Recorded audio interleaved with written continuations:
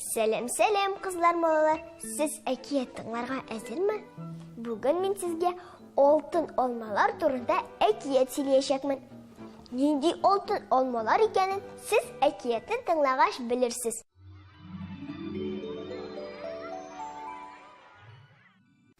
Яшәгән бурын заманда ике күрше, берсе бик бай, берсе бик ярлы.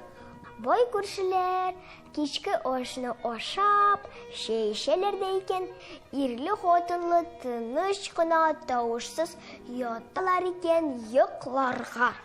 Әтле ярлы кешеләрнең балалары күп булган, бию көлү тавышлары яңгырап торган. Бу эшкә байның исе киткән үз-үзенә.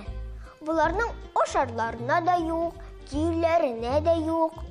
Шулай да алар гомерләрен бик шат үткәрәләр дигән. Безнең шул кадәр байлыгыбыз булып да, без алай шат яшәмибез. Көннәрдән бер көнне бай ярлыдан сорый икән: "Сез ничек шулай шат яшисез?" Теге ярлы моңа әйтә: "Безнең 7 алтын алмабыз бар. Без шулар белән уйныйбыз." Шулай итеп бай 20 алтын алма ясатып кайткан да әйтә икән: "Хәзер без дә шат яшәрбез", ди хатынына. Моның хатыны бер почмакка, үзе икенче почмакка утырган да, алмаларны бер-берсенә тәгәрәтеп уйныйлар икән. Беренче вакытта кызык кебек булган, аннан соң инде бер кызыгы да калмаган. Уенны ташлаганнар. Шуннан соң бай ярлыга ничек уйнаганнарын сөйләп бирә. Һәм аңа ярлы әйткән: "Мин сиңа андай алтын алмалар турында әйтмәдем.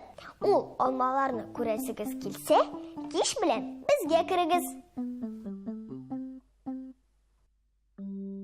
Кич булгач, бай хатыны белән буларга керә. Керсә, бу ярлының 7 баласы бар икән. Кайсы бий, кайсы җырлый, кайсы үзара сугыша. Бу байларның да балаларга карап күңелләре ачыла. Һәм бай ярлыга әйтә: "Синең байлык минем байлыктан күбрәк икән", ди. Менә шулай, дусларым, миңа дәним, син минем иң тәмле алмам, ди. Дуслар, сезнең әниләрегез сезгә нинди матур сүзләр белән эндәшә? Без шуннан да әти-әниләребезнең иң тәмле алтын алмалары. Сез дә гаиләгезне яратыгыз, дуслар. Бүгенгә сау булыгыз.